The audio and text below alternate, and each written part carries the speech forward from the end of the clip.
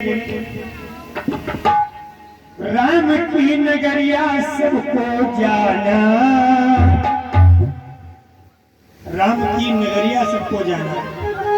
अच्छा, कौन कौन रामनगर जाना चाहता है? बताओ, भगवान के यहाँ कोई नहीं जाना चाहता है? अच्छा, चलो कोई बात नहीं, भगवान के यहाँ नहीं जाना चाहते हो तो क्या हमेशा यहाँ रहोगे? हमेशा भी यहाँ नहीं रहोगे। राम की नगरिया सबको जाना, नाम ले लो हरि का।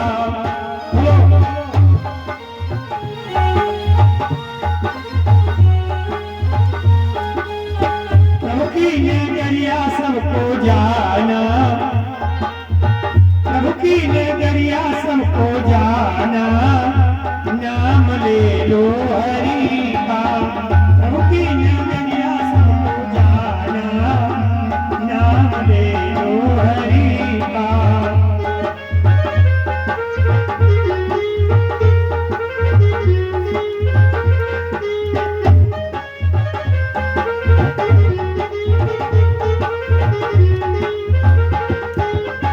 ले लो हरि का नाम, ले लो हरि का, ले लो हरि का नाम।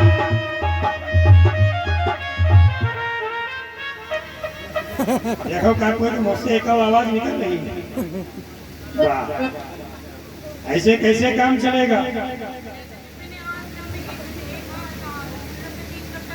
ऐसे बताओ भैया, ये घर से घर में खाती कथा सुनिया मैं, और यहाँ राम का नाम नहीं लेंगी। आए रहे जहाँ की कुछ पुड़िया खाए बैठी, कोई साड़ी को भाव कर नहीं, कोई कहती शाम का ही की नहीं। ऐसे काम नहीं चलेगा। जो माताएं मैंने राम का नाम नहीं बोलती, ताली नहीं बजाती, अगले जन्म में मालूम बिल्लियां बनाई जाती है। बिल्ली, अब बिल्ली जब बनती है तो छत के ऊपर घूमती है, छत छत छत छत छत।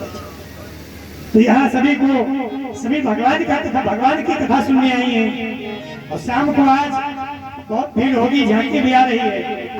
और शाम को महाभारत की कथा आप लोग सुनेंगे। महाभारत की कथा, द्रौपदी के सुहाग की रक्षा आप लोग सुनेंगे। रात्रि में द्रौपदी के सुहाग की रक्षा बाबा भीष्म ने प्रतिज्ञा की है, एक पांडव मारा जाएगा। ये कथा रात्रि में आप लोग सुनेंगे महाभारत के प्रेमियों। तो सभी माताएं बहनें बोले,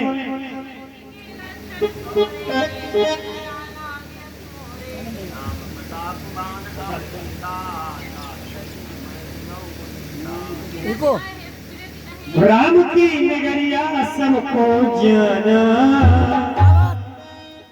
राम की नगरिया सबको जाना, नाम ले लो हरि का। प्रभु की नगरिया सबको जाना, नाम ले लो हरि का।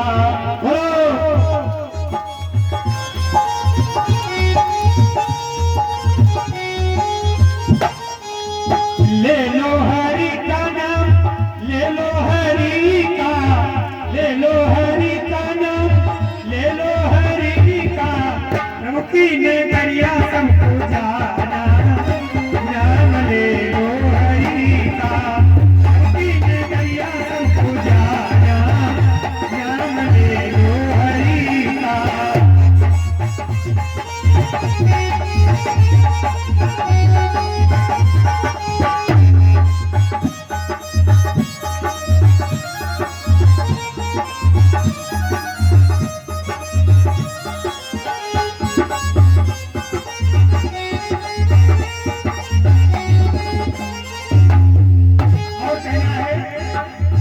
महिला तो महिला तेरे, एक बात याद रखना, ये घर मकान घर गृहस्थी बीवी बच्चे साथ नहीं जाएंगे।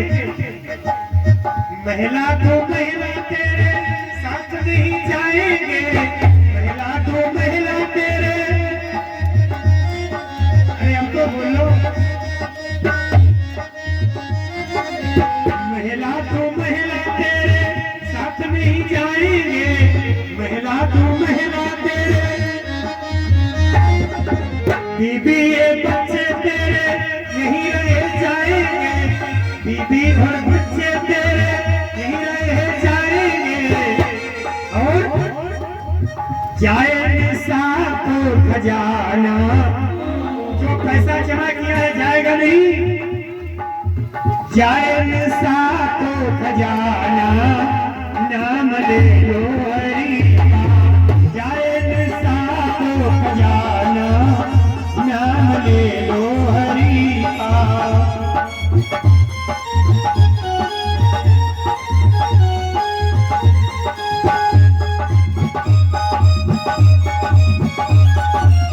ले लो हरि का नाम, ले लो हरि का, ले लो हरि का नाम, ले लो हरि का, प्रभु की नगरिया सबके जाना, नाम ले लो हरि का, प्रभु की नगरिया सबको जाना, नाम ले लो हरि का।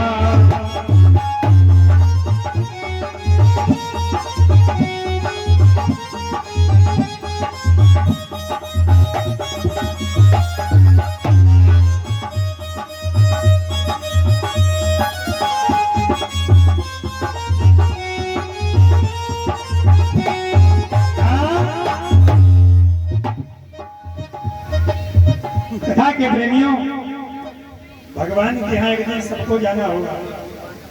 एक बात और बता दें आप लोग, यहाँ कश्यप बिरादरी ज्यादा है। 2 तारीख से हमारी कथा है चौसार के आगे करणपुर गांव में। हो सकता है आप लोगों को किसी के नातेदारी होगा। अर्जुन कश्यप के यहाँ हमारी कथा है 2 जून से। अर्जुन कश्यप करणपुर चौसार में, जो भी यहाँ के रिलेटिव हो वहाँ जरूर आए, आपका स्वागत है। कथा के प्रेमियों, भगवान धराधाम को छोड़ करके चले गए। जब ये धर्मराज ने जाना कि भगवान चले गए, तो भगवान धर्मराज ने देरी नहीं की। धर्मराज ने मालूम क्या किया, अपने पुत्र परीक्षित को सिंहासन पर बैठाया, तिलक कर दिया और परीक्षित से कहा, बेटा सारे कमरे खोल करके देखना, लेकिन ये कमरा जो दक्षिण मुंह को बना है, इस कमरे को कभी भी मत खोलना। सारे कमरों में जाना, सारे कमरे खोल करके देखना, आना जाना, लेकिन ये कमरा जो दक्षिण मुंह को बना है, इसका दरवाजा कभी मत खोलना। और 5 पांडव द्रौपदी के साथ में हिमालय की ओर चले गए। एक बात और बता दें, जो काम तुमको मना किया जाएगा वो काम तुम जरूर करोगे। जैसे तुमसे कह दिया जाए कि उधर मत जाना, तो तुम उधर जरूर जाओगे, है ना? उधर जरूर जाओगे। भागवत कथा के प्रेमियों, परीक्षित अपना राज्य चलाने लगे। अब परीक्षित कलयुग के पहले राजा हैं। इस कलयुग में पहले कोई राजा नहीं बना, सबसे पहले राजा है परीक्षित। और परीक्षित के राज्य में सिंह और बकरी एक घाट पर पानी पीता है। क्या सिंह बकरी घाट पर पानी पी सकता है? सिंह तो बकरी को खा जाएगा, सिंह गऊ को खा जाएगा। लेकिन परीक्षित के राज्य में चोरी नहीं होती। परीक्षित के राज्य में कोई अपने घर में ताला नहीं डालता। परीक्षित के राज्य में कोई भूखा नहीं रहता। बड़ा सुंदर राजा है परीक्षित। अब परीक्षित की पत्नी का नाम मालूम क्या है? नवलदे। क्या नाम है? परीक्षित की पत्नी का नाम है नवलदे। ध्यान रखना मेरी माताओं बहनों, दोपहर की बात मैं शाम तक पूछ सकता हूँ, बाद में मत कहना। अभी हमारी कथा हो रही थी भवानीपुर में, ये मोनू साधे में थे। एक बिटिया कथा सुनने आई बर्मा बिरादरी की बीए पास। तो हमने कहा बिटिया, सतयुग की उम्र थी 1 लाख वर्ष। सतयुग की उम्र थी। सतयुग में मनुष्य की उम्र मालूम कितनी होती थी? 1 लाख वर्ष। सतयुग में मनुष्य 1 लाख वर्ष तक जीता था। तो हमने कहा बिटिया, जब त्रेता आया तो 1 जीरो घट गया। हमने कहा बिटिया बताओ कितने रहे? जब 1 जीरो घट गया तो बताओ कितने बचे? अब बिटिया पढ़े बीए, बिटिया मालूम क्या बोली? कहे लगी पंडित जी 1000 बताओ, 1 लाख से एक जीरो घटाओ तो कितने बचे? 10,000। 1 लाख से जब एक जीरो घटेगा तो 10,000 बचेंगे। वो बिटिया कहे लगी पंडित जी 1,000। जब परीक्षक बैठे रहे तो कहे लगे ना 20,000। हम कहते ठीक। तो कहने का मतलब हमारी बात याद रखना, कभी कभी मैं शाम को पूछ सकता हूँ कि मैंने क्या बताया था। तो कहने का मतलब परीक्षित की पत्नी का नाम है नवलदे। परीक्षित के 4 बेटा हैं। कितने हैं? 4 बेटा। और सबसे बड़े लड़के का नाम है जन्मेजय। सबसे बड़े लड़के का नाम है जन्मेजय। एक बात और याद रखना, नीति कहत सुनो दसानन, चौथे पन जाए नृप कानन। जब चौथा पन आ जाए तो भगवान का भजन करना चाहिए। लेकिन चौथा पन कब आएगा? बहुत लोग पूछते हैं, बहुत जगह कथा कहने गए लोग पूछते हैं पंडित जी चौथा पन कब आता है? कुछ लोग कहते हैं बाल सफेद हो जाए तो चौथा पन आता है। बाल सफेद हो जाए, जब दिखाई कम देने लगे तब चौथा पन आता है। ऐसा कुछ नहीं। एक गांव में हम कथा कहने गए, हमने एक लड़के 10 साल का बच्चा, हमने देखा उसके सारे बाल सफेद। तो क्या चौथा पन आ गया? नहीं। आजकल 8-8 साल के लड़के चश्मा लगाते हैं, बताओ तो क्या बुढ़ापा आ गया? नहीं। बुढ़ापा कब आएगा? चौथापन कब आता है? मैं तुम्हें बता रहा हूँ, सुनो। रामायण में लिखा है, श्रवण समीप भयसित केसा, मनहु जरठ पन असौ उपदेशा।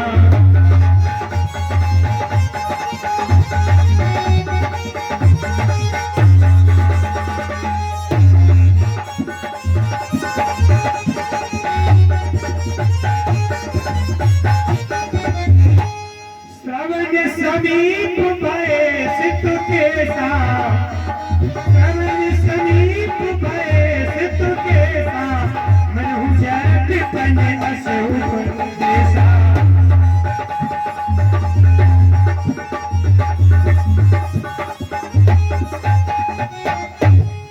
एक बात याद रखना, जब तुम्हारे कानों के बाल सफेद हो जाएं, कानों के बाल चौथे पन में ही सफेद होते हैं, नोट कर लेना। ए गुप्ता, पसा ले लो। पहले हमारी बात सुन ले, थोड़ा पसा लेके।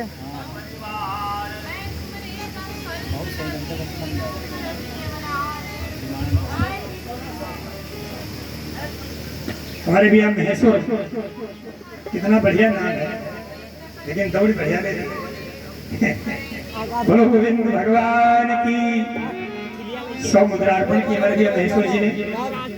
बड़ा सुंदर नाम है महेश्वर। पहले ऐसे ही नाम रखे जाते थे, आजकल तो नाम ही बदल, सिस्टम ही बदल गया। टिंकू बताओ,